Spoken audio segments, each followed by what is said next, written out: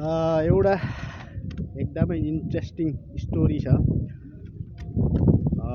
त्यो के भने एउटा गङ्गटा एक दिन समुद्रको किनारै किनार हिँडिरहेको हुन्छ।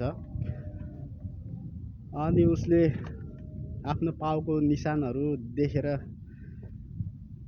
आहा कति सुन्दर मेरो पाउको निशानहरू, एकदमै सुन्दर, कति अद्भुत भन्दै मनै दङ्ग पर्दै खुसी हुँदै अलि पर जाँदै फेरि फर्केर हेर्छ। ओहो मेरो पाउको निशानहरू साँच्चीकै सुन्दर छ, मेरो जस्तो पाउ कसैको छैन भनेर एकदमै खुसी हुँदै जाँदो रहेछ। अनि अझै परतिर जाँदै फर्किँदै फेरि त्यसै भन्दै अनि परतिर जाँदै फेरि फर्किँदै मेरो पाउ साँच्चीकै सुन्दर छ, कति राम्रो छ, कति सुन्दर निशान छ मेरो पाउको भन्दै हिँडिरहेको हुन्छ। उत्तिकै बेला अचानक समुद्रको छाल आएर उसको पाउको निशानहरू सबै अचानक सबै बगाइलान्छ। अनि त्यो देखेर गङ्गटा दुखी हुँदै समुद्रलाई के भनेछ भने, हे समुद्र, तिमी त मेरो आफ्नो थियौ, तर तिमीले मेरो पाउको निशानहरू सबै किन मेटाइदियौ भनेर भन्दाखेरि चाहिँ समुद्रले के भनेछ भने,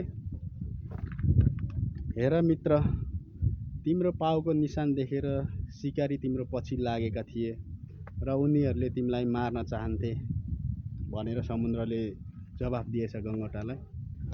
र गङ्गटा पनि एकदमै भावुक भएर चाहिँ माफी मागेछ अरे क्या।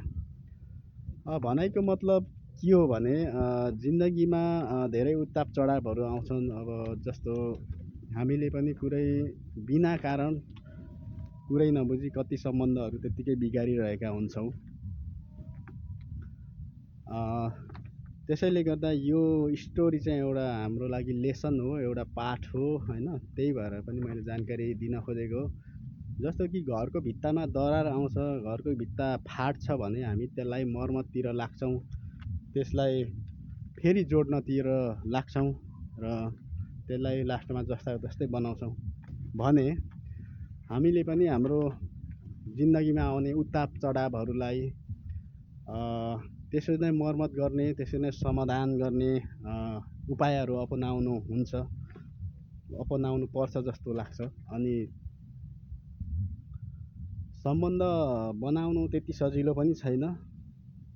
जबकि नाता सम्बन्ध भनेको बनाउनको लागि वर्ष लाग्छ, कति मेहनत गर्नुपर्छ, कति दुःख गर्नुपर्छ, कति समय दिनुपर्छ। तर बिगार्नु, सम्बन्ध तोड्नु छ भने एक सेकेन्डमा चैट हुन्छ होइन।